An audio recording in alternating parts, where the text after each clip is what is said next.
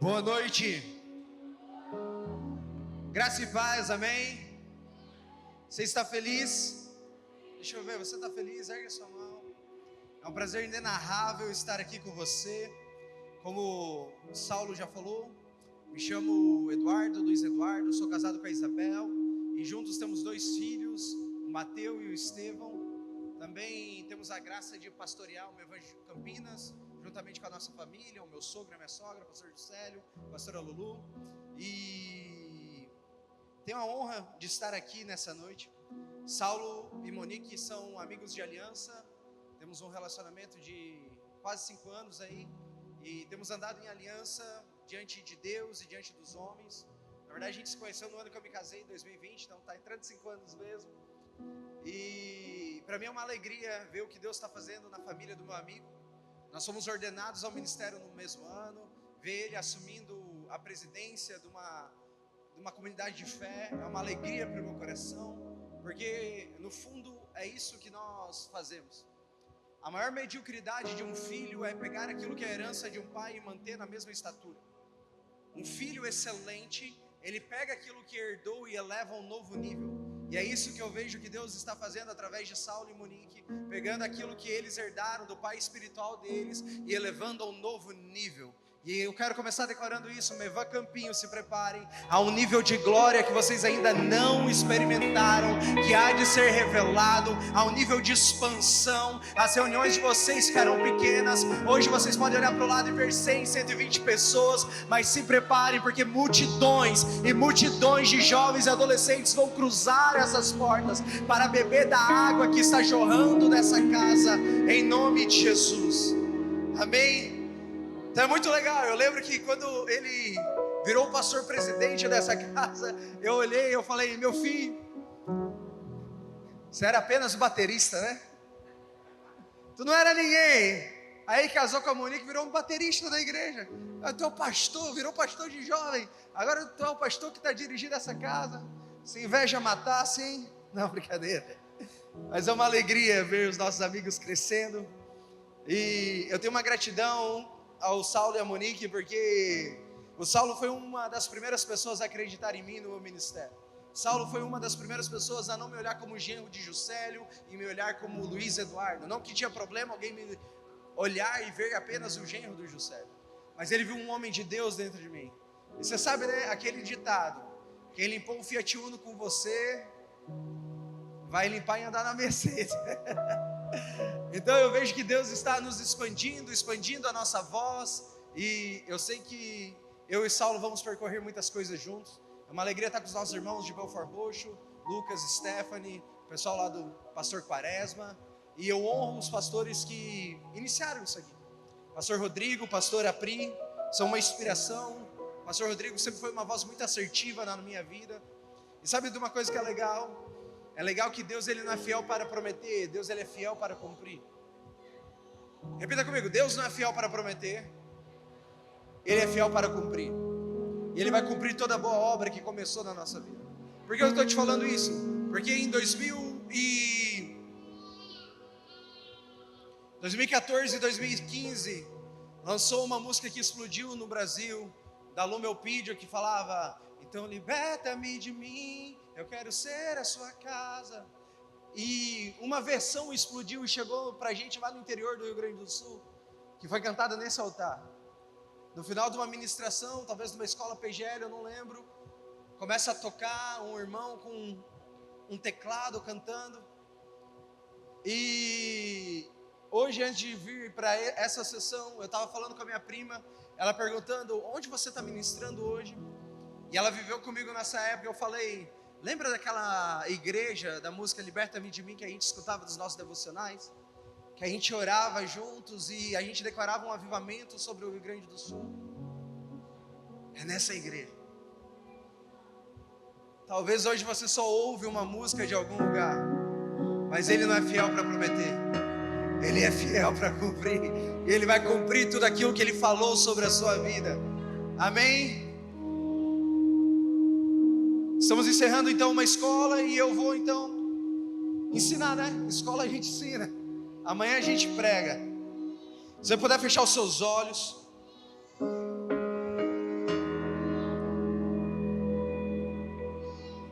foi carne nem sangue, hein? Feche seus olhos. Você que ora em outras línguas, eu quero te convidar, abra sua boca e comece a erguer um novo cântico nesse lugar.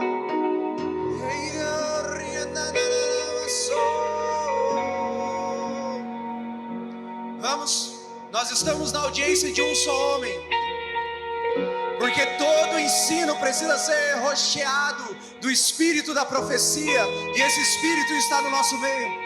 Você que tem fôlego, comece a erguer as suas mãos, erguer a sua voz e clamar: Tu és santo, Senhor, santo, Senhor, santo, Senhor, Tu és santo, Senhor,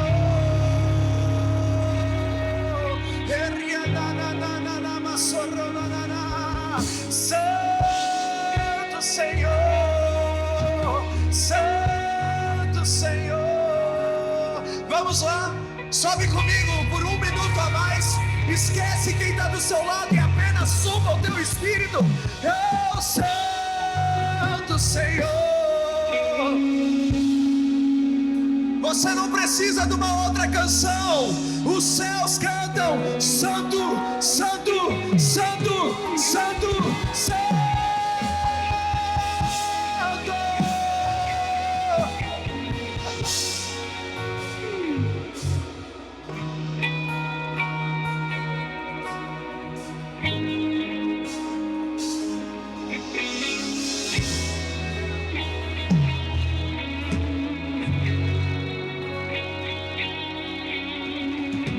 Céus e terra aqui nessa noite, Senhor. Venha unir céus e terra. Venha suprir a expectativa do nosso espírito.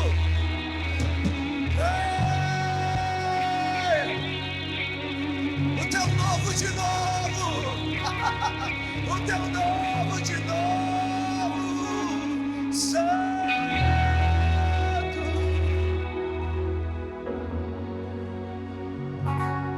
Isso. Sinta esse cheiro. São as águas que fluem do trono de Deus, cujas correntezas alegram a cidade. Nós oramos por vida de Deus aqui nesse lugar, Senhor. Vida de Deus, aumenta a sua graça. O Senhor não precisa vir, o Senhor já veio. Então, Espírito Santo, aumenta a noção da tua presença aqui, Senhor. Dá uma ordem aos seus anjos ministradores, porque tu és aquele que faz vento aos seus anjos e fogo aos seus ministros. Ah, Deus, que lugar que houve vento e fogo, se não Atos 2. Então entra nessa casa com vento e fogo, Deus. Faz algo estrondoso aqui, Senhor.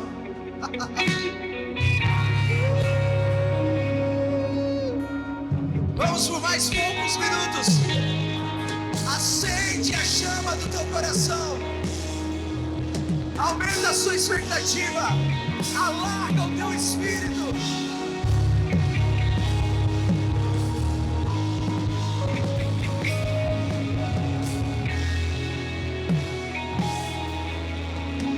Todo medo vai embora agora em nome de Jesus. Toda condenação vai embora agora em nome de Jesus. Toda culpa nós expulsamos agora. Toda enfermidade vai embora agora em nome de Jesus. Depressão, te ordenamos, saia daqui.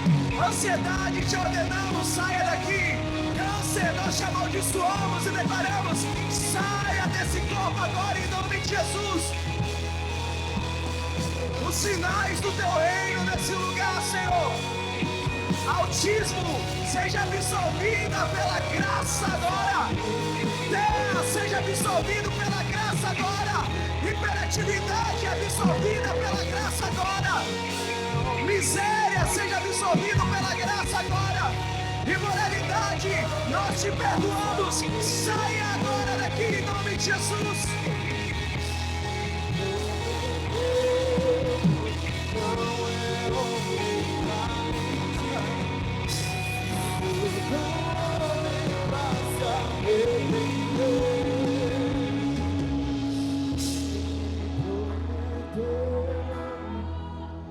Feche seus olhos no seu lugar. Por favor, todos de olhos fechados. Você que tem sofrido com crises de ansiedade e pensamentos suicidas e depressivos, erga sua mão direita onde você está. Você que tem sofrido com crise de ansiedade, todos de olhos fechados, por favor, esquece de quem está do seu lado. Crises de ansiedade, pensamentos suicidas e pensamentos depressivos, erga sua mão direita o mais alto que você está. Isso, se exponha à presença de Deus. Todos de olhos fechados, eu não quero expor ninguém. Isso, de olhos fechados, vem Espírito Santo.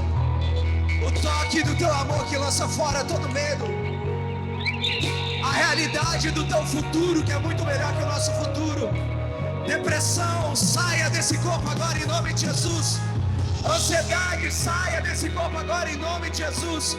Espírito de morte, nós te ordenamos, saia dessa mente e desse coração agora em nome de Jesus.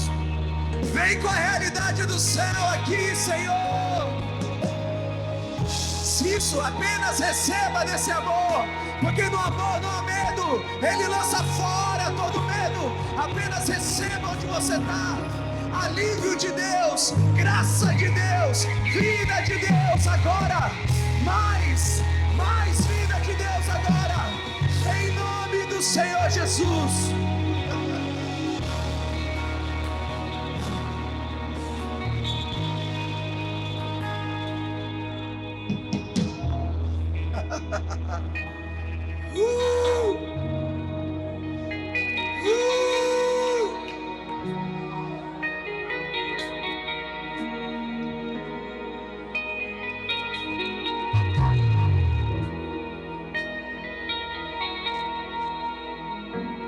Obrigado pela sua presença nesse lugar.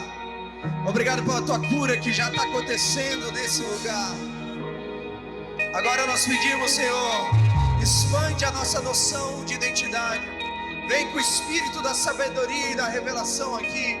Que essa palavra seja como uma espada de dois gumes que perfura entre alma e espírito, juntas e medulas. A palavra sua, o Senhor vela por ela. Por isso que o Senhor a conduza para produzir frutos a 30, 60 e 100 por um.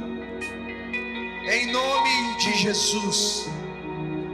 Amém, amém, amém. Você pode colocar o seu cinto, estamos decolando. Em caso de despressurização, você já sabe, máscaras vão cair aí perto de você.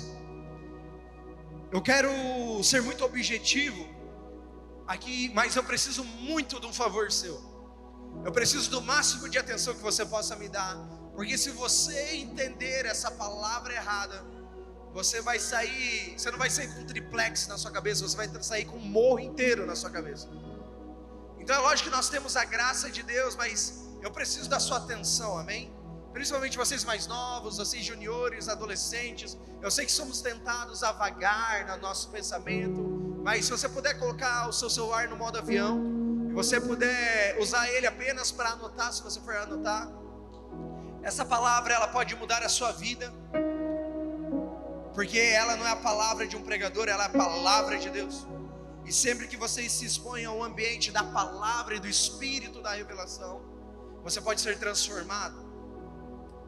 E Ele nos chama para sermos transformados de glória em glória. Amém? Amém?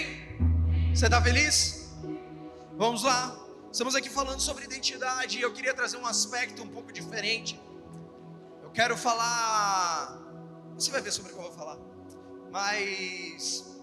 quando nós pensamos em identidade, geralmente nós pensamos em identidade a partir do eu.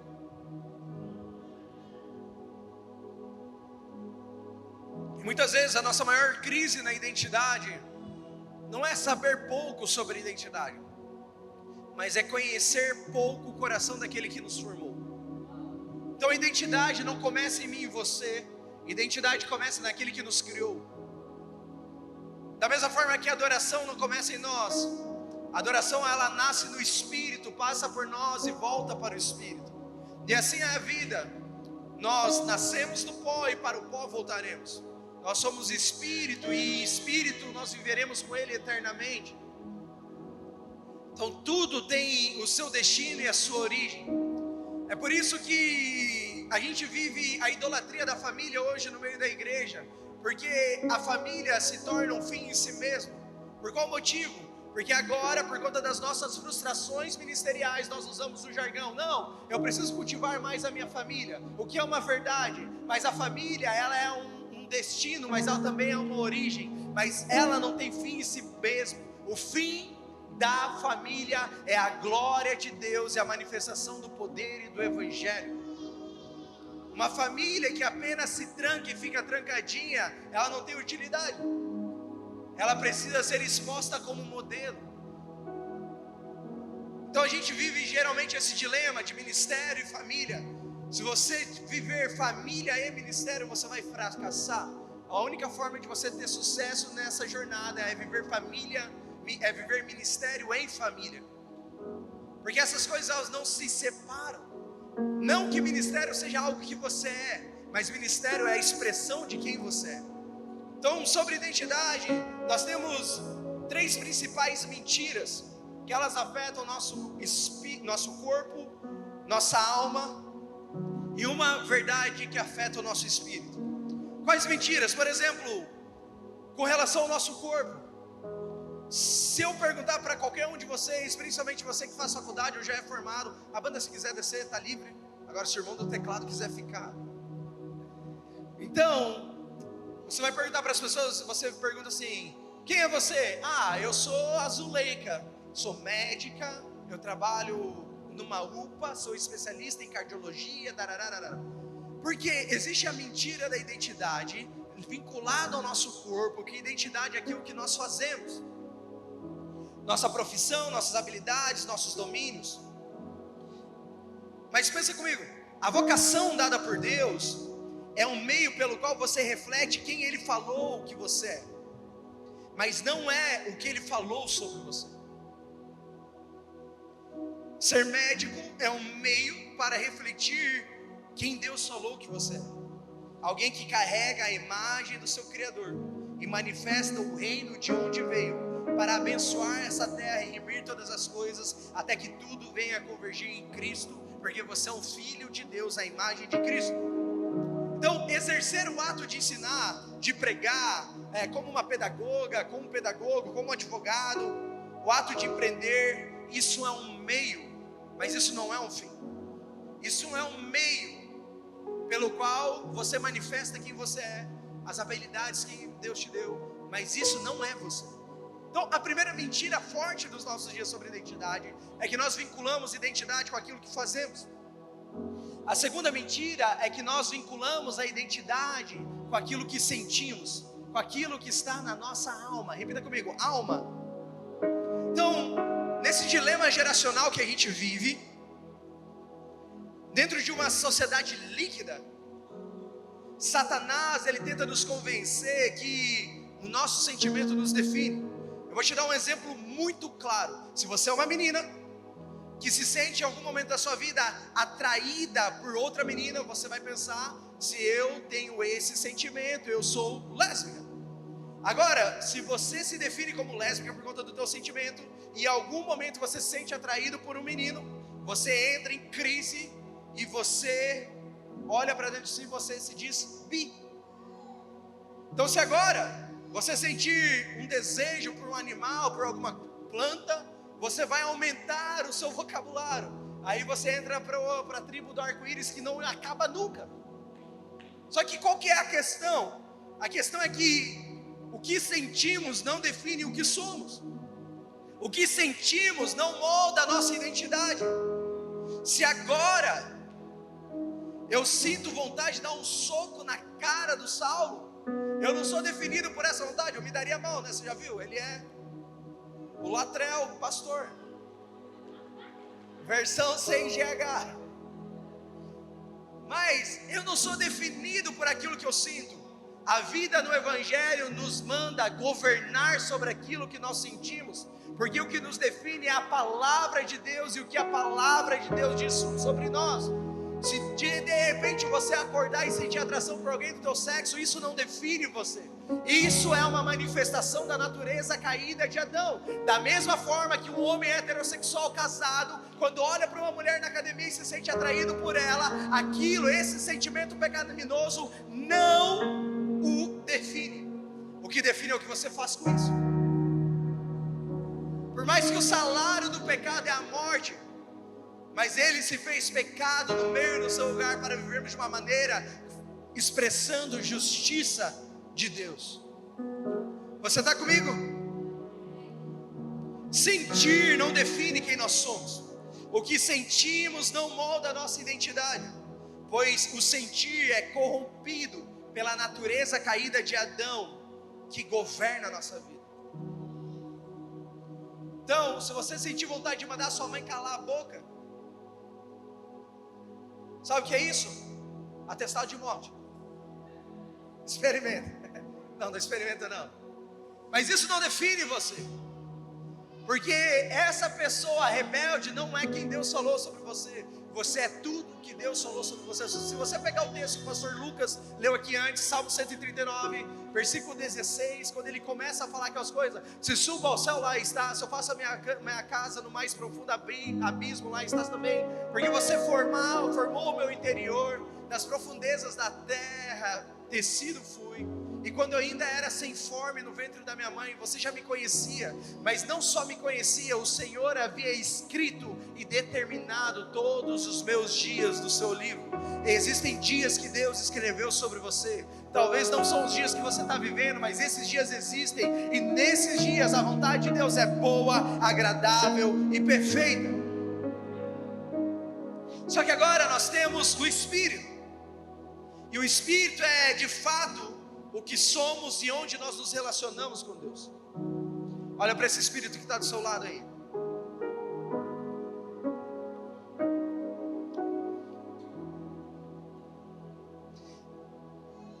É incrível que quando a gente olha para a palavra de Deus no Éden, nós vemos que Deus, ele forma o homem do pó da terra e sopra nele fôlego de vida. Ele sopra espírito ali. O espírito, ele contrai um casamento com a alma. Eu gosto muito dessa analogia. É como se o espírito contraísse um casamento com a alma, até que a carne tentou governar a partir do pecado, e ela se torna escrava do pecado. Então nesse momento, a carne, ela seduz a alma, e ela comete um adultério com a alma. A sina do pecado não é apenas que a sua carne caiu. Ela não apenas caiu, ela fez a alma cometer adultério, porque a alma era casada com o espírito. Então a partir do pecado, a alma comete adultério com a carne. E agora, carne e espírito militam de uma guerra infindável, que parece que ela não tem fim. É por isso que as coisas da carne são contra as coisas do espírito, e as coisas do espírito são contra as coisas da carne. Sabe, eu estou tentando desenhar aqui para você entender que existe uma guerra dentro de você, de uma natureza espiritual que Deus colocou aí dentro, de uma natureza terrena, carnal, governada pelo pecado, que você vai ter que matar essa vontade, esse instinto, essa necessidade, até que você seja remido por inteiro. Está fazendo sentido para você o que eu estou falando? Então, mas o que nós somos do Espírito? Nós somos o Gasparzinho, a murta que geme? Não, nós somos filhos de Deus.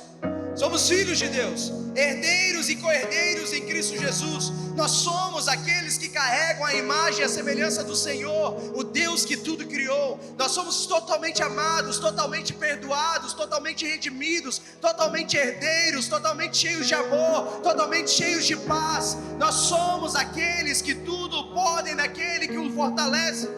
Nós somos aqueles em quem nenhuma condenação há, se estamos em Cristo Jesus. Pois é Cristo que nos dá todas as coisas. Sabe qual que é a grande loucura da humanidade? É que a humanidade busca por alegria, a humanidade busca por felicidade. Você vai ver pessoas ricas se divorciando aos seus 50, 60 anos de idade, elas falando: eu deixei de ser feliz, eu queria ser feliz. Mas é que a felicidade, ela não é encontrada em nenhum lugar, a não ser Cristo, a não ser numa vida vivida pelo Espírito, porque Ele é ungido com óleo de alegria, na sua presença a plenitude de alegria, e na sua destra delícias. Todas as coisas cooperam para o bem daqueles que amam a Deus e caminham segundo o seu propósito. Quer saber mais sobre você? Você está assentado em lugares celestiais em Cristo Jesus, onde você já é abençoado com toda sorte de bênção espiritual nas regiões celestiais. Isso não quer dizer que você é abençoado com toda sorte de dinheiro, por mais que possa se manifestar como dinheiro. Você é abençoado com toda sorte de bênção espiritual, paz, alegria, domínio próprio, verdade, espírito, unção, abundância, prosperidade, mansidão, gozo, força, domínio, governo. Você já é abençoado com essas realidades espirituais. Nós somos tudo que Deus falou sobre nós. É importante frisar isso aqui, mesmo que seja meio que chovendo molhado, porque nós não somos o que os nossos pais falaram sobre nós. Talvez a sua história com seu pai foi uma história triste, ele proferiu tantas maldições sobre você. Talvez a sua mãe falou que você nunca seria ninguém, que você nunca seria feliz nos seus relacionamentos, e você vive tomando decisões erradas com base naquilo que seus pais declararam sobre você, mas você não é o que os seus pais falaram sobre você. Você não é o fruto dos seus pecados, por mais que você possa colher a consequência dele. Você não é a soma das suas decisões erradas, por mais que você pode estar frustrada por conta delas. Você é livre, mas não apenas livre, mas você é alguém que carrega dentro de si a presença de Deus. Então, até que eu estou meio que chovendo no molhado, para que você compreenda que tudo isso a respeito do teu ser individual é uma verdade. Você é filho, você não é escravo do medo. Mas algumas coisas acontecem que a gente precisa dar um passo a mais. Porque falar sobre identidade não pode ser apenas falar sobre afirmações de quem nós somos. Falar sobre identidade precisa ser algo que nos remete a essa caminhada de ser cada vez mais semelhantes com Cristo. Falar sobre identidade não pode ser apenas um momento para cura interior, porque às vezes a gente passa por tanta cura interior que a gente não tem mais interior. A gente precisa progredir em maturidade para aquilo que Deus está falando sobre nós. Então presta atenção no que eu vou te dizer a partir de agora. Você e eu precisamos entender a razão da nossa existência. Pois a porta que a nova natureza abriu não veio para tratar um indivíduo a fim de que ele fique só, mas para nos fazer seres plurais. A visão de Deus para nós não está em apenas sermos um indivíduo bem resolvido, mas em quem nós somos no coletivo. Deixa eu explicar algo para você. Todo o prazer de Deus está em uma pessoa, e essa pessoa se chama Cristo. Obrigado. Cristo é o resplendor da glória do Pai, a representação exata do ser de Deus. Tudo o que Deus faz por meio de Cristo, e tudo o que Deus ama por meio de Cristo. É por isso que todo aquele que nele crê não perecerá, mas todo aquele que nele crê vai perecer. Aquele que nele crê vai ter a vida eterna, mas aquele que nele crê vai viver num inferno eterno. E a gente precisa compreender essas coisas, porque às vezes parece que Deus é um ursinho carinhoso, mas Deus não é isso. Deus é santo, Deus é glorioso. Deus, ele ama apenas uma coisa, seu Filho, Cristo. Tudo aquilo que está em Cristo é amado e recompensado pelo Criador. Então, entenda uma coisa: Deus Deus não ama o Rio de Janeiro, Deus ama Cristo no Rio de Janeiro. Deus não ama o Mevan Campinas e o Mevan Campinho, Deus ama aquilo que há de Cristo no Mevan Campinho e no Mevan Campinas. Deus não ama o Luiz Eduardo, Deus ama Cristo e o Luiz Eduardo em Cristo, pois Deus amou o mundo de tal maneira que deu seu único Filho, para que todo aquele que nele crê não pereça, mas tenha vida eterna. O amor de Deus está plenamente revelado em Cristo Jesus. Ele ama tudo o que está em Cristo e age redimindo tudo o que está fora de Cristo. Porém, tudo aquilo que não estiver em Cristo terá uma morte eterna. A questão de identidade é uma questão de natureza. Você está comigo? Deixa eu bugar um pouquinho mais. Vem comigo. Colossenses capítulo 3. Vamos ler Colossenses e suas cordas de amor.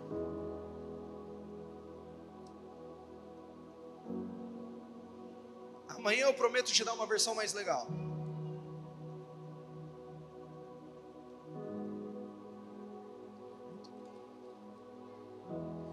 Colossenses capítulo 3.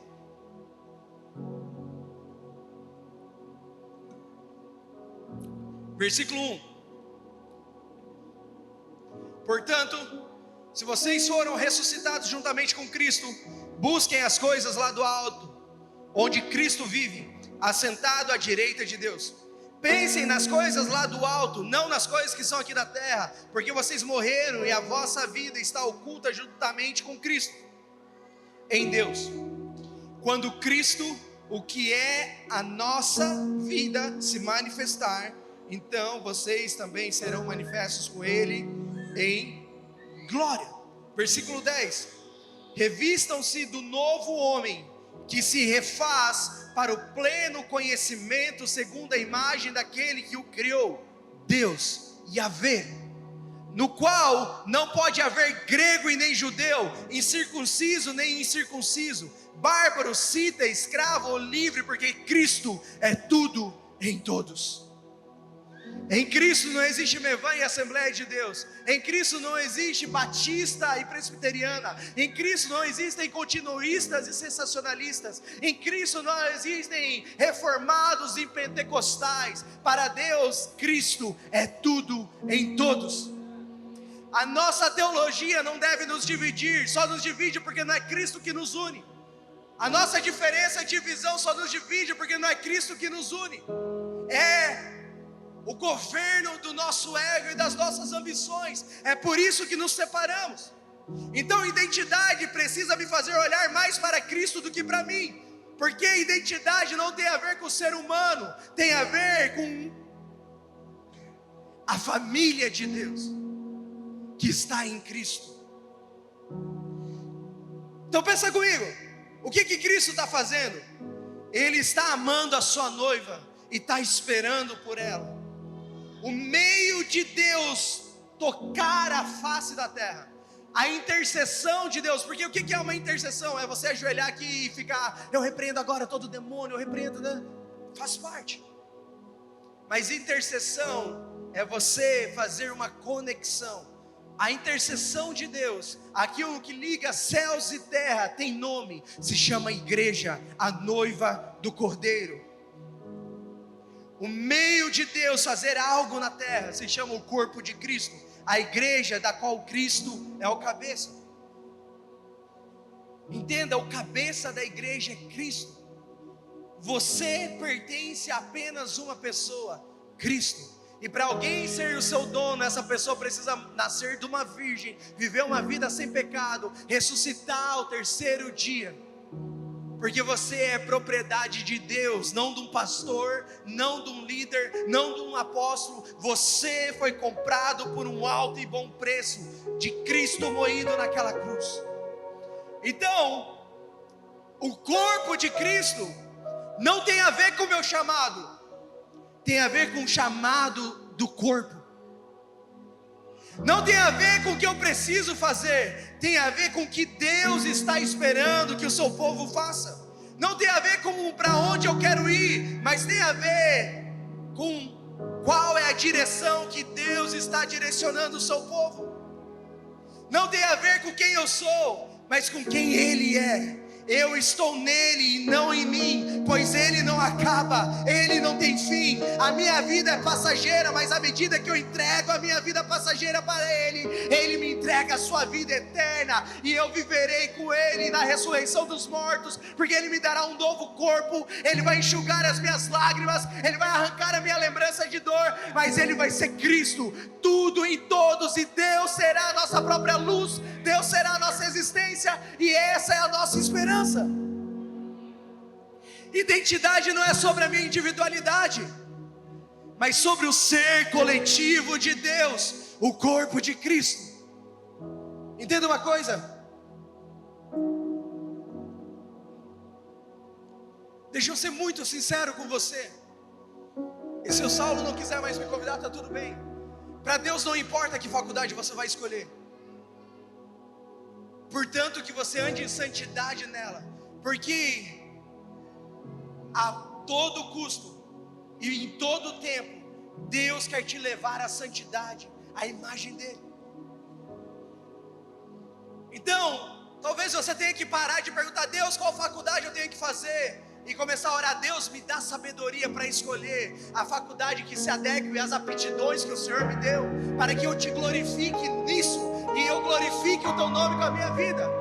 Deus não está se importando com que carro você vai comprar, Deus não está se importando com que financiamento você vai fazer. Ele te deu neurônio, usa e para de colocar isso na conta de Deus. Deus te deu sabedoria até para você escolher com quem você vai se namorar, e Ele te deu conselheiros. Deixa eu contar uma coisa. Sabe o que um casamento precisa? Vou falar para vocês que são solteiros. Sabe o que um casamento precisa para ser abençoado? Ele precisa de 3 bênçãos. Ele precisa da bênção da pureza, ele precisa da bênção dos pais, e ele precisa da bênção do corpo, da bênção do sacerdote. Então, para você começar bem o casamento, você precisa da bênção da pureza. E é por isso que muitas vezes o cara que é amaziado e casa, ele vive a treva no seu relacionamento. Por quê? Porque ele não tinha o fundamento da pureza para sustentar o peso da aliança. A solução para quem está em pecado não é casar, é se arrepender. A solução para quem é amaziado não é casar, é se arrepender. Porque se você não se arrepende, você não tem estrutura para receber o peso da aliança.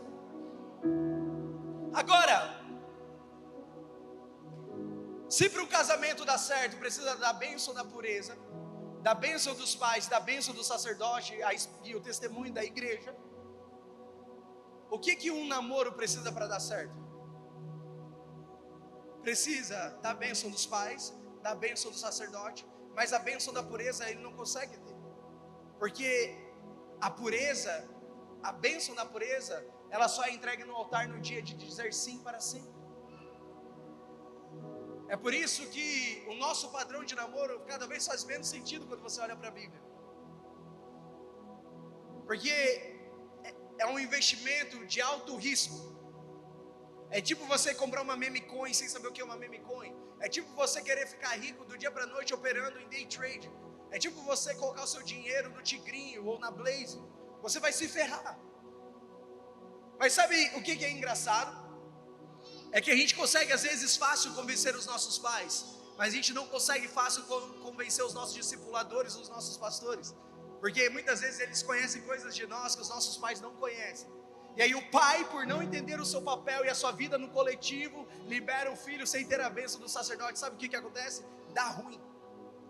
Deixa eu te contar um segredo. O seu pastor não é o seu psicólogo, o seu discipulador não é o seu psicólogo. Quer um psicólogo? Procure um. Se você quer ser discipulado, você vai ter que trilhar um caminho de morte para Cristo ser aperfeiçoado em você. Discipulado não é para massa, discipulado é para quem se compromete com a verdade que o discipulador carrega.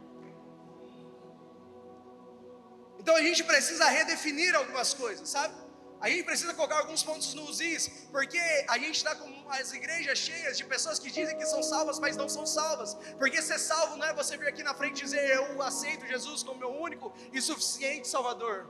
Mas a salvação vem daquele que confessa com a sua boca e crê com o seu coração. E se você crê com o seu coração, você é transformado. Até quando a gente vai considerar um crente há 3 anos na igreja um imaturo espiritual? Até quando a gente vai considerar um crente em 5 anos da igreja um imaturo espiritual? Se você está há 3 anos e ainda é imaturo, você precisa se converter de verdade, porque você não entregou tudo. Se você ainda tem escolha, talvez você precisa voltar para o pé da cruz. Sabe, às vezes a gente ouve o testemunho de alguém que fala bem assim: eu abri mão da minha carreira, eu abri mão de não sei o que, eu fui para o Zimbábue pregar, porque eu ouvi a Deus e obedeci. E a gente fala: uau, esse cara entregou tudo. Deus só olha para nós e fala: ele só fez o que devia ser feito. Por que tu não está fazendo? É porque eu e você acreditamos mais na força do nosso braço do que do Deus que a gente diz crer. E aí tu acredita num Deus que te deixou um livro, você não leu o livro.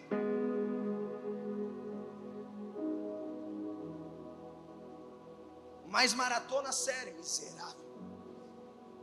Efésios 4. Você está comigo? Você está feliz? Versículos 1 ao 7. Vai ficar melhor.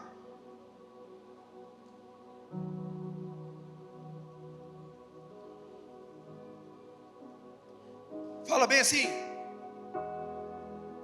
rogo-vos, pois, eu, o prisioneiro no Senhor, que andeis de um modo digno da vocação que foram chamados, com toda a humildade e mansidão, com longanimidade, suportando-vos uns aos outros em amor, esforçando-vos diligentemente por preservar a unidade do Espírito, o vínculo da paz.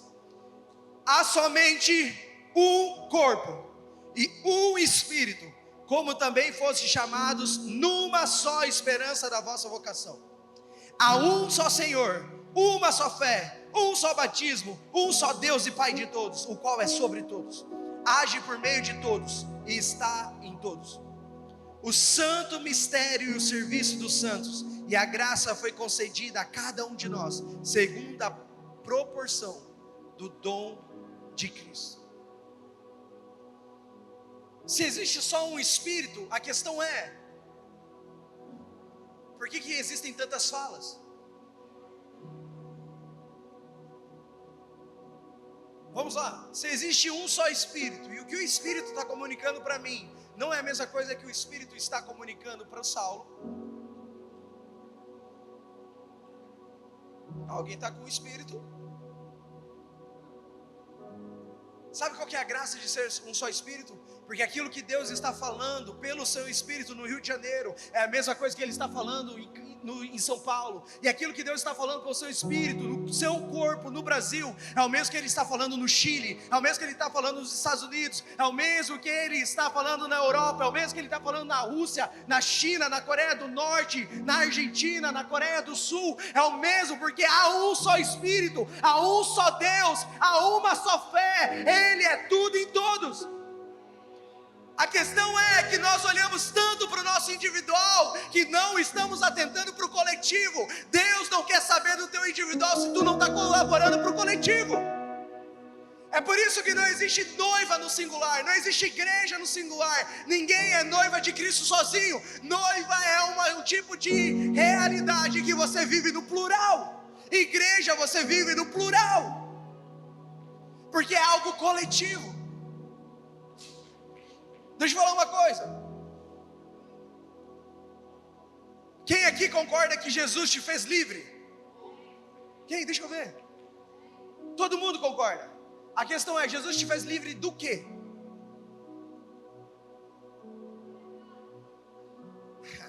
Eu amo o Junior. Buenas noches, meu irmão.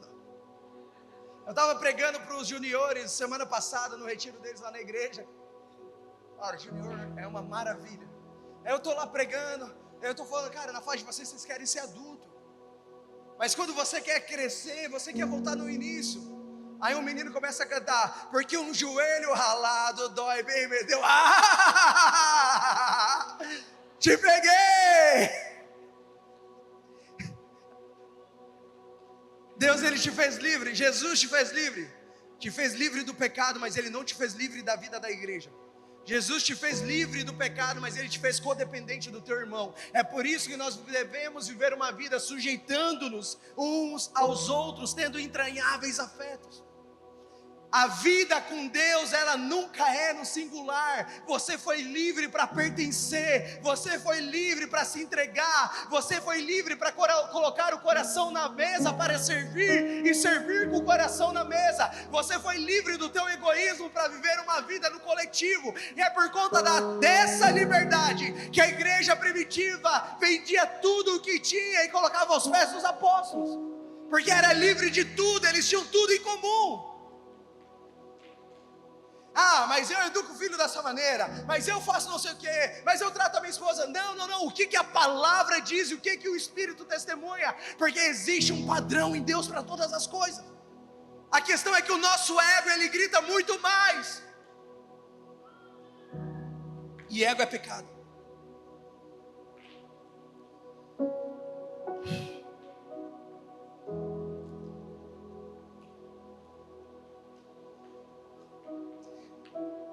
Entenda uma coisa, Cristo é a nossa pedra fundamental, a pedra angular que muitos rejeitaram, mas sobre Ele estamos construindo a nossa vida.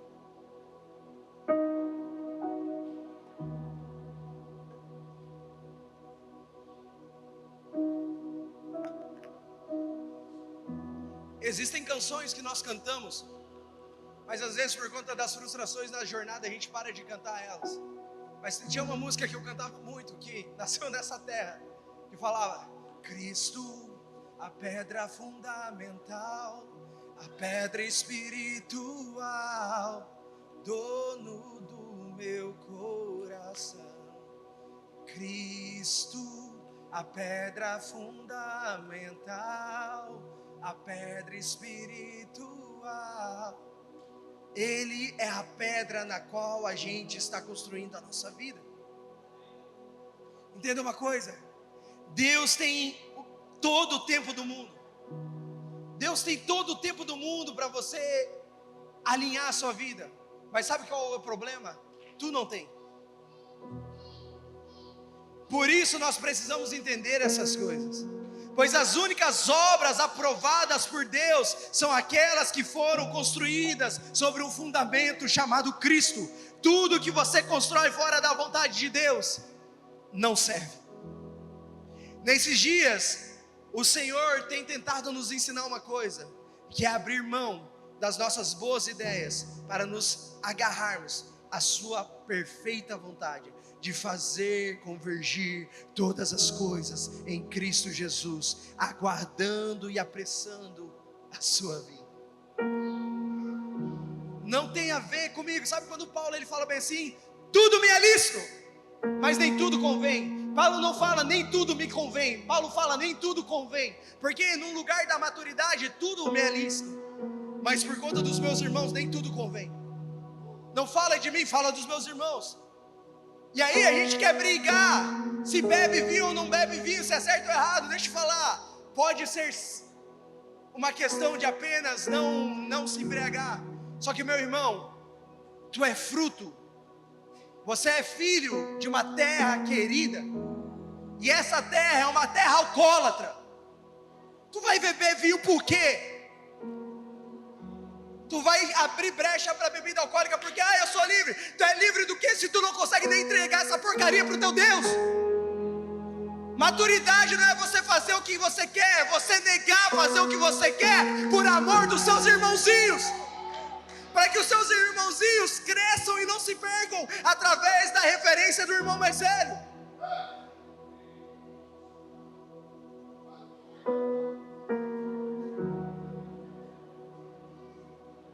Não tem a ver com você, tem a ver com o teu irmão crescendo, para que junto a gente chegue à estatura de Cristo.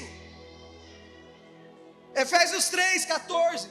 Eu falei que era para ensinar, né? Vamos ler a Bíblia. Efésios 3:14 fala bem assim: por essa causa me ponho de joelho diante do Pai, de quem toma o nome toda a família tanto no céu como na terra, para que segundo a riqueza da sua glória, vos conceda que sejam fortalecidos com quê? Com poder. Você não é fortalecido com a sua ideia, você não é fortalecido com a sua filosofia, você é fortalecido com o poder de Deus, mediante o seu Espírito no homem interior, e assim habite Cristo no vosso coração pela fé, estando vocês e eu arraigados, enraizados, alicerçados em amor, a fim de poder compreender com todos os santos qual a largura, qual o comprimento, qual a altura, qual a profundidade, conhecer o amor de Cristo, que excede todo entendimento, para que sejais tomado de toda a plenitude de Deus. E sabe qual que é a resposta disso? Ora, aquele que é poderoso para fazer infinitamente mais do que tudo quanto pedimos ou pensamos, conforme o seu poder que em nós opera. A Ele seja glória na igreja em Cristo Jesus, por todas as gerações e para todos sempre. Amém.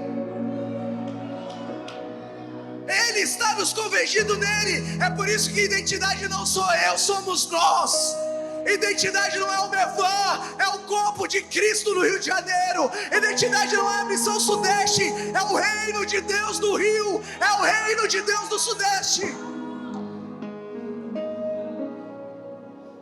A nossa jornada tem a ver com permitir que o Espírito abra os nossos olhos. É por isso que Paulo fala: por isso, meus irmãos, eu me coloco de joelhos e eu oro por vocês. Enquanto eu oro por vocês, eu clamo, e a minha oração é que vocês sejam fortalecidos em poder no homem interior.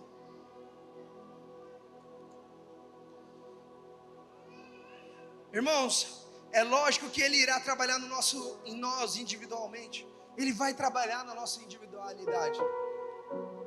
Mas Ele trabalha na nossa individualidade para que a gente possa viver de uma maneira plural, para que a gente possa responder à nossa pluralidade. Sabe, Babel você constrói com tijolo, Babilônia você constrói com tijolo, mas o reino de Deus você constrói com pedra. Todos nós somos pedras vivas. Mas sabe o que o tijolo faz? O tijolo ele tem um encaixe um no outro. A pedra viva não, a pedra viva ela precisa, sabe? Como ferro afia ferro, ela precisa tirar a lasca um do outro, mas é sobre um fundamento de pedra. Não é uma ditadura onde todo mundo é igual, mas é um lugar onde nós temos profetas, mestres, evangelistas, nós temos aqueles que são sanguíneos, aqueles que são melancólicos, nós temos todo tipo de gente, porque às vezes a igreja parece uma grande arca de Noé, mas uma coisa é certa: o seu Espírito molda Cristo em nós, e à medida que Cristo é moldado, nós crescemos em revelância e graça. Efésios 1, 19 e 20 fala que: e qual a suprema grandeza do seu poder sobre nós. Nós quem? Os que cremos, os que estão aqui nessa escola de identidade, segundo a operação da força do seu poder, que Ele exerceu em Cristo, ressuscitando dentre os mortos e fazendo-o assentar à sua direita nos céus. Perceba uma coisa: a mesma força e poder que levantou Cristo dos mortos habita dentro de nós. O problema não é falta de poder, mas falta de consciência e alinhamento com essa verdade. Muitas vezes nós vivemos de uma forma fraca e derrotada, quando na realidade já possuímos toda a autoridade necessária em Cristo. Romanos 1,18 vai falar: e se o Espírito daquele que ressuscitou Jesus dentre os mortos habita em vocês, aquele que ressuscitou Cristo também dará vida aos seus corpos mortais, por meio do seu Espírito que habita em vós. E a questão é: você está comigo? Faz sentido para você? Vamos colocar no vezes 2 do WhatsApp, porque as crianças já estão cansadas. E eu sou pai de 2 crianças, eu sei o que é isso. Deixa eu fazer uma pergunta. O que mudaria? Você precisa fazer essa pergunta para você, na verdade. O que mudaria na minha vida se eu realmente acreditasse que o mesmo poder da ressurreição habita em mim. Sabe, Paulo vai dizer aos Filipenses, se eu não me engano, ninguém se considere superior ou bom demais, mas não pense apenas nas suas coisas, pense também nas coisas que são do teu próximo. Sabe, os ensinamentos de Jesus, eles são práticos. Jesus, ele fala bem assim: olha, quando você for convidado para uma festa, não senta nas primeiras cadeiras, senta nas últimas cadeiras, porque se o dono da festa chegar e quiser te honrar, ele te coloca na primeira cadeira. Mas se você sentar na primeira cadeira, pode ser que haja alguém com mais honra que você, então você vai ser chamado a se tirar daí, lá para trás, e você vai ser envergonhado. Cara, por que a gente tem tanta sina de querer estar nas primeiras cadeiras? A festa não é nossa, a festa não é nem do nosso pastor, a festa é do dono da festa, do dono da igreja, que é Cristo. Sabe, eu aprendi um conselho do Espírito Santo que mudou a minha vida. Presta atenção em mim, a gente está caminhando para o fim, mas toda festa de casamento, repita comigo, toda festa de casamento tem dois tipos de pessoas. Muito bom. Tem as pessoas que elas são contratadas porque elas são bons mestres de cerimônia, e tem pessoas que são convidados. O mestre de cerimônia, ele é contratado por conta do seu network, por conta da sua expressão, por conta da sua experiência, porque pode dar um bom vinho. Ele sabe sobre vinho, ele sabe as técnicas de vinho, ele é contratado para estar lá. Mas tem um tipo de gente que ele não tem essas coisas, não de uma maneira técnica e humana, mas ele é alguém que está se escondendo até que uma verdade seja formada nele e Deus vem expô-lo. Só que esse cara, que ele não pode ser contratado, ele só pode ser convidado. Quando falta vinho na festa, ele tem um vinho que nenhum mestre de cerimônia sabe dar. O que eu quero te dizer com isso é que no mundo ministerial dos nossos dias no Brasil, onde está todo mundo fazendo um network para estar nas maiores conferências, uma hora esse vinho vai acabar, e Deus vai querer mostrar para todo mundo, aqueles que estão cultivando um vinho, aqueles que estão cultivando uma vida no secreto que ninguém está vendo. Deixa eu te falar uma coisa, não seja tentado a entrar nas mesas do network pelos convites, se esconda, porque se você se mostrar aprovado diante de Deus, Ele vai te mostrar aprovado diante dos homens. Ele quer revelar um vinho que ninguém pode dar, só Ele pode dar, e isso só os amigos de Deus, só os íntimos, só os filhos conseguem. Sabe, é um tipo de renúncia, meu irmão, que você anda num tipo de pureza que, cara, você abre mão, você se abstém até mesmo daquilo que te é lícito, mas você tem tanto zelo por aquilo que Deus está fazendo. Sabe, por mim eu teria todos os meus braços fechados de tatuagem, meu pai tem, mas eu casei com uma mulher que detesta tatuagem. E deixa eu ensinar uma coisa: se você é casado, você casou com alguém que não gosta de tatuagem, mesmo você querendo fechar o seu braço de tatuagem, você não vai poder fazer tatuagem, porque a Bíblia diz que o corpo do marido é da esposa e o corpo da esposa é do marido. Então, se tua mulher não quer que tu faça algo, so sorry, guy, você não vai poder fazer. Só que eu aprendi uma coisa: não é pecado fazer tatuagem, não é mesmo, não tem base bíblica para isso. Mas hoje eu não teria feito as que eu tenho, não porque eu não gosto, porque eu gosto muito. Eu acho que eu ia ficar bonitão com o braço cheio de tatuagem, tipo o Jonathan, assim, ó. Mas sabe de uma coisa? No lugar que eu tô, fechar o meu braço de tatuagem é um álibi para os adolescentes tentar convencer os seus pais que não querem e andar em rebeldia. Não se trata mais de nós, irmãos. Será que a gente não está disposto a abrir mão de uma tatuagem? Será que a gente não está disposto a abrir mão de um vinho? de um charuto? Será que a gente não está disposto a abrir mão da nossa tanta teologia para abraçar quem precisa? Será que a gente não está disposto a abrir mão de discussão se alguém é arminiano ou de Calvino, se alguém é reformado ou não? Meu Deus do céu, irmão, Paulo ele fala: deixa que eles preguem Cristo, mesmo que seja por vanglória, importa que Cristo seja pregado. Será que a gente vai ter que ficar enchendo o saco de quem tem um evangelho coach ou não? Constrói uma torre correta e deixa Deus mostrar a torre torta. Constrói de uma maneira correta, porque a identidade não tem a ver com você, tem a ver com a construção de Deus. Morre para você.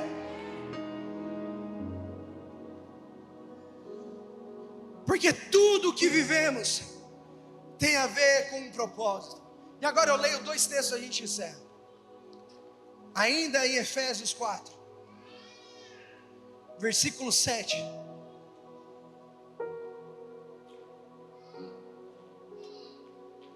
Tu lembra que a gente leu do 1 ao 6, né?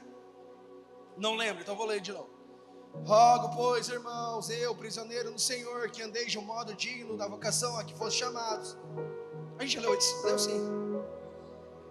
Não está sendo filmado, né? Lemos sim. Com toda a humildade e mansidão, com longanimidade, suportando-vos uns aos outros em amor, esforçando-vos diligentemente por preservar a unidade do Espírito no vínculo da paz. Há somente um corpo, um Espírito, como também fosse chamado numa só esperança da vossa vocação. Há um só Senhor, uma só fé, um só batismo, um só Deus e Pai de todos, o qual é sobre todos, age por meio de todos e está em todos. Agora eu vou ler do 7 ao 16. E a graça que foi concedida a cada um de nós segundo a proporção do dom de Cristo. Por isso diz: quando ele subiu às alturas, levou cativo o cativeiro e concedeu dons aos homens. Ora, que quer dizer subiu? Senão que também havia descido até as regiões inferiores da terra, o inferno, onde estava aquele que desceu é também o mesmo que subiu acima de todos os céus para encher todas as coisas. E ele mesmo concedeu. Esse texto você conhece, né? 5 ministérios. Ele mesmo concedeu uns para apóstolos, outros para profetas, outros para evangelistas, outros para pastores e mestres, com um propósito, com vista ao aperfeiçoamento dos santos para o desempenho do seu serviço, ministério. Para que existe o serviço ministério? Para a edificação do corpo de Cristo. Para que nós edificamos o corpo de Cristo? Até que todos cheguemos à unidade da fé e do pleno conhecimento do Filho de Deus, à perfeita varonilidade, à medida da estatura da plenitude de Cristo. Para quê? Para que não mais sejamos como meninos, como infantis. Sabe, a gente valoriza muito o dom das pessoas, mas deixa eu te dizer uma coisa: tem muito garoto espiritual, jovem espiritual, que sabe sobre Deus, que sabe sobre dons, que sabe sobre um monte de coisa, mas que não é digno de casar com uma menina de Deus, porque não tem responsabilidade, porque não tem a ver com a tua espiritualidade, mas com a formação da varonilidade, da verdade, da vida, da hombridade de Cristo em você. Porque Deus, Ele não quer que você seja apenas espiritual. Espiritual Ele já é, Ele quer formar a sua natureza segundo a verdade dEle. Não adianta você ser espiritual e irresponsável, e imaturo, e agitado como um vento. Para que Deus vai confiar em você?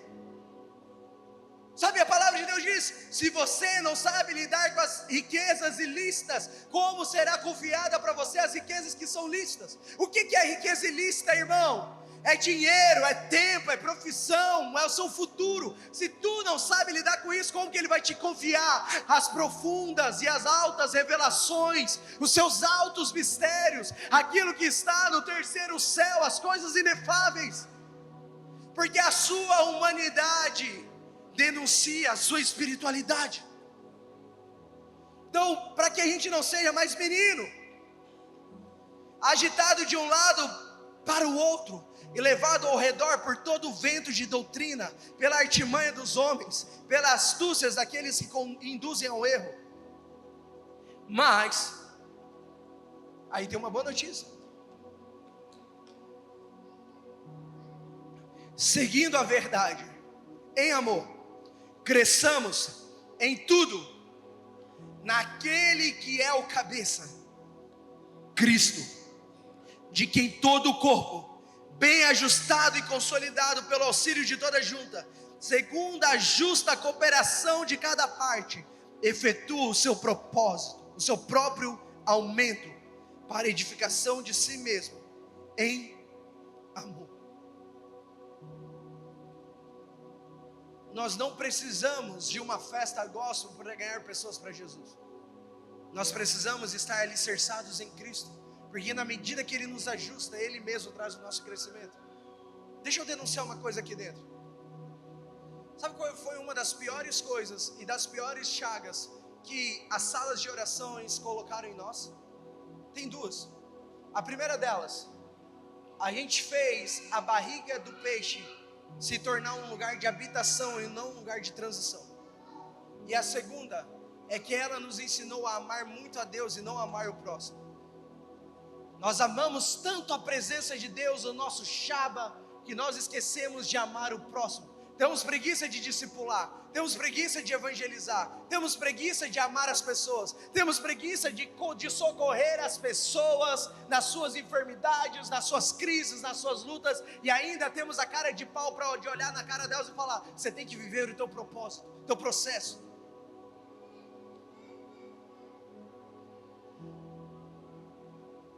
Depois desse movimento, nós nos tornamos muito bons em amar a Deus e escrever canções lindas, mas muito ruins em amar o próximo.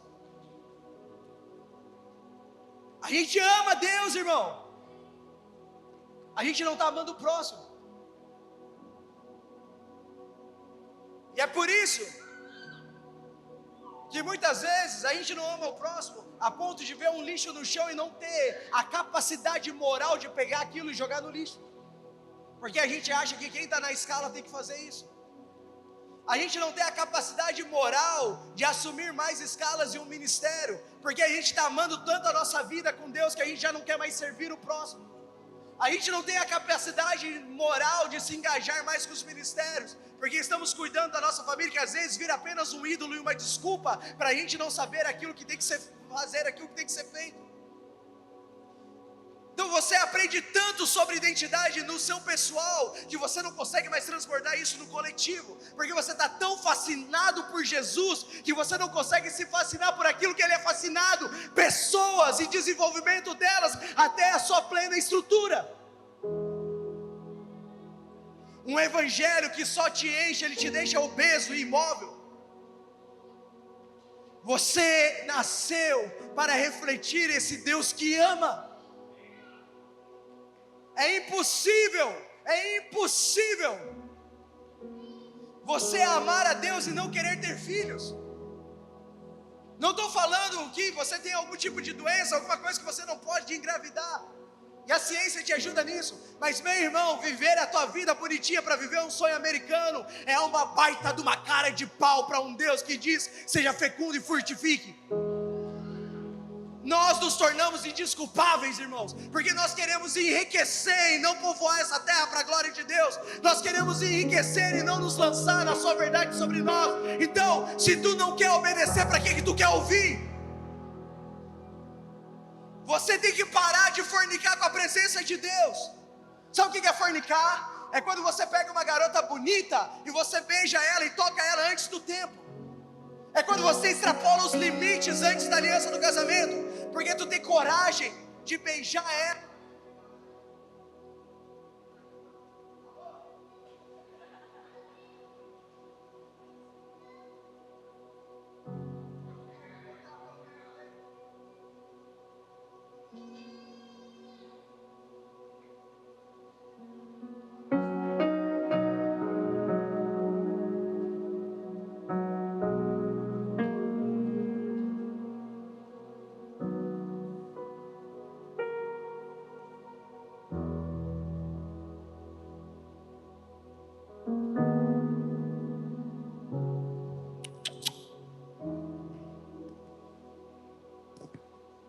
Mas tu não tem coragem de colocar uma aliança no dedo dela e dizer: vem para casa, eu vou cuidar de você, eu vou me comprometer com você para o resto da tua vida.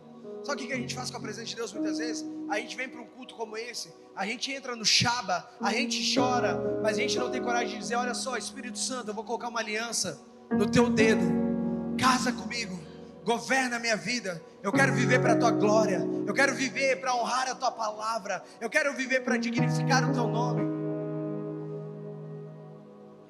A gente não ora para fazer uma faculdade de medicina, mas a gente ora muito para se lançar em algum projeto missionário.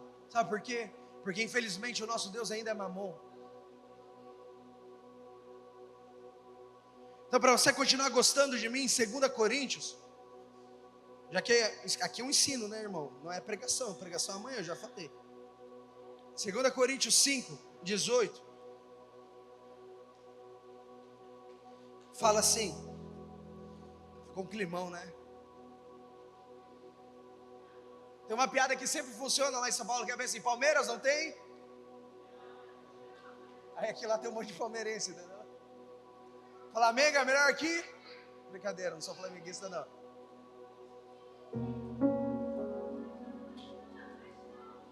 É Vascão, pô! Tira não, meu consagrado, tu é meu. Sim. 2 Coríntios capítulo 5, versículo 18. Ora, tudo provém de Deus, que nos reconciliou consigo mesmo por meio de Cristo e nos deu o ministério da reconciliação. O time de adoração pode subir, por favor? Ora, tudo provém de Cristo, que nos conciliou consigo mesmo por meio de Cristo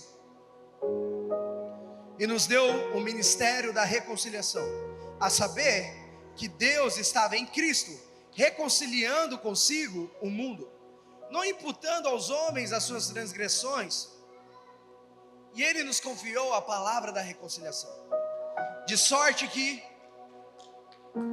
somos embaixadores em nome de Cristo, como se Deus exortasse por nosso intermédio. Em nome de Cristo, pois, rogamos que vocês se reconciliem com Deus. Aquele que não conheceu o pecado, Ele o fez pecado por nós, para que nele fôssemos feitos justiça de Deus. E nós, na qualidade de cooperadores com Ele, também vos exortamos a que não recebais em vão a graça de Deus. Porque Ele diz: eu te ouvi no tempo da oportunidade e te socorri no dia da salvação. Eis agora tempo sobremodo oportuno, eis agora o dia da salvação. Não dando nós nenhum motivo de escândalo em coisa alguma, para que o ministério não seja censurado.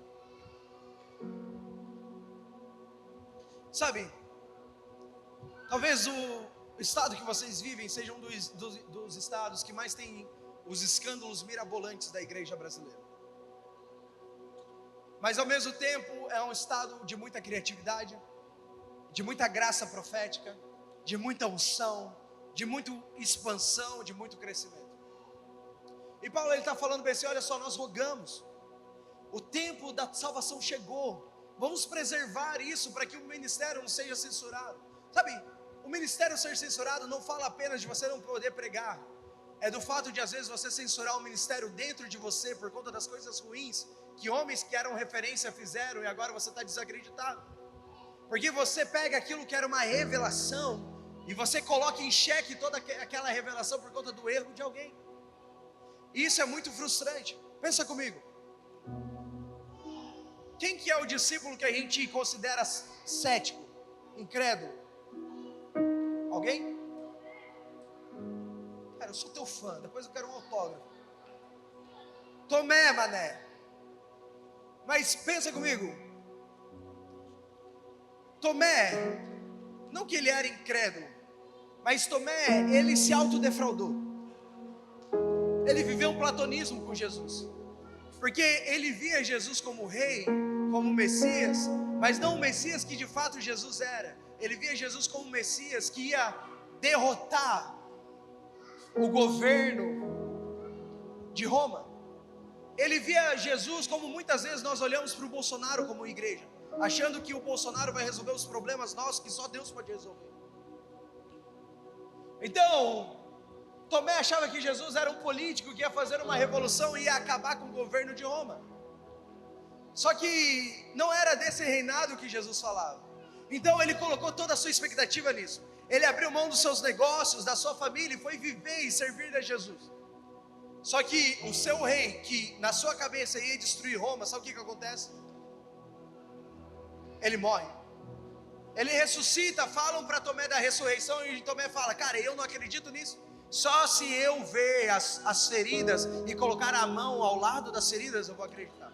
Então pensa que está todo mundo jantando, do nada Jesus, eles estavam de portas trancadas. Jesus, ele passa a parede, tipo: oi, cheguei. Qual é o caô que vocês estão falando? Aí todo mundo olha assim. Jesus sabe o que Tomé pensou e fala: e aí, mané, olha minha mãozinha aqui, ó, furadinha, hein? Mas Tomé, ele tem uma reação que ela é engraçada, porque ele fala: eu só vou crer se eu tocar nisso. Então Jesus olha e fala: cara, toca aqui, tá aqui, é verdade. E sabe o que acontece? Tomé, ele não toca, mas ao ver o corpo, ele é curado de toda a sua frustração. Porque a vida, ela corre no corpo. Não importa a frustração que colocaram dentro de você por conta da expectativa que você colocou, ou que não errou, ou que você apenas se autodefraudou. Importa que se você decidir tocar no corpo, tem vida e tem ressurreição para você. Porque Ele não é fiel para prometer. Ele não estava errado quando profetizaram sobre você. Ele não estava errado, ele não estava louco quando você sonhou. Ele não estava louco quando você teve visão. Deus não estava louco quando tu abriu a Bíblia, as palavras soltaram. Não, Ele não é fiel para prometer. Ele é fiel para cumprir. Ele vai cumprir toda a palavra que está sobre você. Só que olha isso aqui: de sorte que somos embaixadores em nome de Deus, como se Deus exortasse por nosso intermédio. Em nome de Cristo, pois, rogamos que se reconciliem com Deus. Aquele que não conheceu o pecado, Ele o fez pecado por nós. Por quê? Para que nele fôssemos feitos justiça de Deus. Você pode se colocar em pé? Eu vou explicar isso aqui brevemente.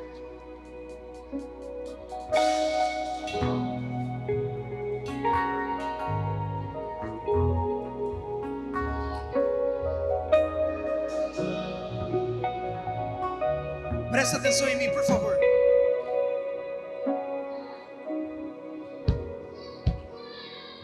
Eu não sei o que Deus vai fazer nos próximos minutos. Eu sei que Ele vai fazer algo, mas presta atenção aqui, por favor. Paulo, ele está falando bem assim, ó: aquele que não conheceu o pecado, Ele se fez pecado no nosso lugar. Então, Jesus, Ele não tinha pecado, mas Ele levou sobre si o peso do pecado no nosso lugar. Por quê? Para que nele, quem é nele? Nele é Cristo, o Filho do Deus vivo, a representação exata do ser de Deus. Para que nele, em Cristo, eu e você fôssemos feitos justiça de Deus. Sabe, essa palavra justiça, às vezes a gente confunde ela, porque a gente acha que essa justiça de Deus, às vezes parece que ela não cabe nesse texto. Porque justiça para mim e para você é alguém pagar uma penitência. Deixa eu te falar, não é isso que ele está falando aqui. Ele já pagou toda a penitência. Ele já levou sobre si toda a penitência. Não tem penitência para eu e você pagar. É por isso que às vezes o nosso jejum é um voto de dor. Sabe, Deus, Ele quer que eu e você estejamos dispostos a morrer por Ele. Mas Deus não pede para a gente se matar por Ele. Às vezes no ministério a gente está fazendo voto de tolo, dando para Deus algo que Deus não pediu, entregando a nossa família, a educação dos nossos filhos, o nosso tempo com o nosso filho, algo que Ele não nos pediu, em troca de um boleto de consciência que a gente quer dar para Deus. Ele é digno de tudo, mas tudo aquilo que você faz, que não é a partir da voz dEle, não serve. É voto de tolo, é a sua vontade. Então justiça aqui não é você pagar uma penitência. Justiça aqui é uma palavra grega, e essa palavra grega é dikainossui. E cara, dikainossui é algo muito forte, porque dikainossui, no seu sentido amplo, é o estado daquele que foi criado para ser. Dikainossui, justiça de Deus no novo pacto, não é o Deus que é juiz e exerce justiça e prende alguém e mata alguém, não, por mais que haverá esse juízo. Justiça de Deus aqui é de Kainosui, é você se tornar aquilo que Ele te criou para ser, a sua imagem, a sua semelhança, é você se reconciliar com toda a palavra que está sobre você. É por isso então que Paulo pode gritar nessa noite: ei, Timóteo, eu rogo, acende a chama da palavra que está sobre você. Porque justiça não é o que você faz, justiça não é o que acontece com quem te feriu, justiça é tu tocar o corpo e ter vida de novo, justiça é tu tocar o corpo de Cristo e voltar a viver dos sonhos de Deus, do teu chamado, do teu ministério, da tua vocação. Por isso nós rogamos, Rio de Janeiro, nós te rogamos, se torne aquilo que Deus falou sobre ti. Uma igreja pura, uma igreja sem interesse, uma igreja santa, uma igreja profética, uma igreja que move-se em poder. Essa é uma noite para eu e você entrarmos nesse lugar chamado justiça de Deus, porque a identidade não é sobre nós, não é sobre você, mas é sobre toda essa multidão que vai vir após você. Não é sobre o meu campinho, é sobre todas as igrejas que vão ser abertas a partir daqui. É sobre essa geração, os seus filhos, os filhos dos seus filhos e os filhos dos filhos dos seus filhos, até que Ele venha. Então, se nessa noite você precisa se reconciliar,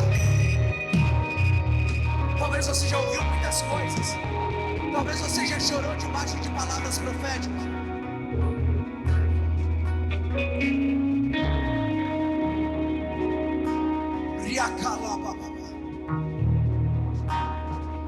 Mas talvez você deixou essas palavras proféticas morrerem dentro de você.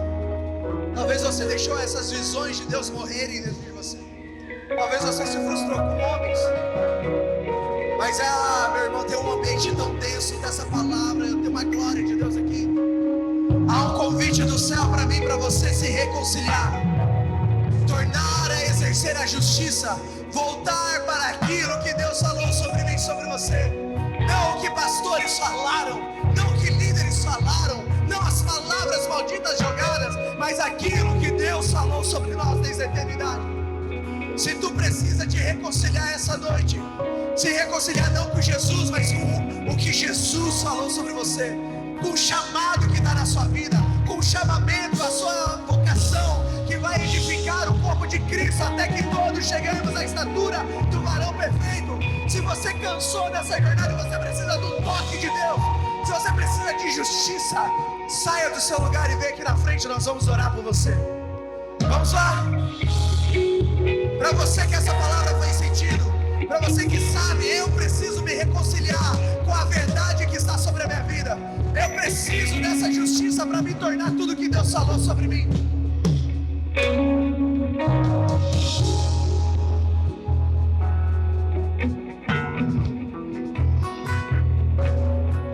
Tem espaço para você. Você que deixou o seu chamado morrer, você que já nem consegue mais congregar, você que não consegue mais confiar em homens de Deus, essa é uma palavra para você. Você que cansou das mentiras e ladainhas contadas por pregadores, por pastores, você que quer viver algo de Deus novo e você pensa, cara, eu preciso me reconciliar, Deus, eu estou cansado, mas cara, não é possível que essas décadas de servido, aquilo tudo era mentira.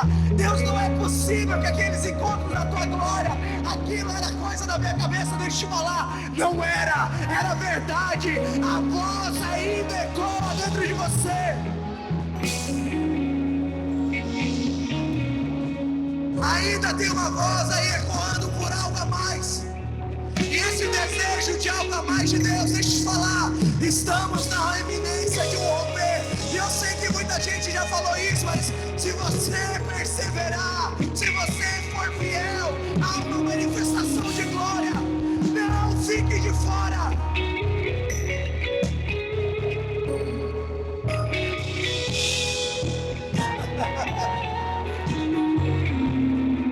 É a tua última chance, meu irmão.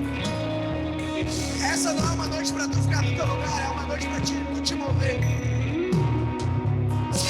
palavra te pegou e você sabe que é com você, essa é a tua última chance, nós vamos orar.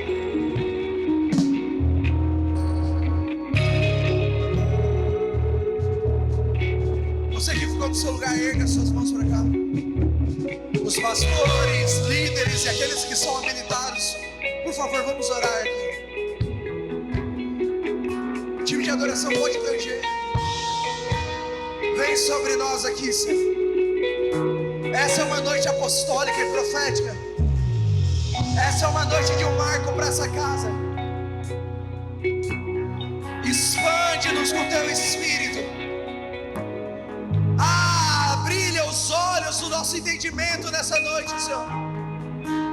Espírito da profecia, Espírito da revelação, venha sobre nós e traga para fora as verdades do Senhor sobre o nosso interior. Nós não queremos o que uma denominação diz, nós não queremos o que um homem está gritando, nós queremos a tua palavra, nós queremos a tua rema, a tua verdade, o que o Senhor está falando da eternidade. Nós queremos essa tua presença sobre nós, porque a tua presença fala, Senhor. Mas Deus,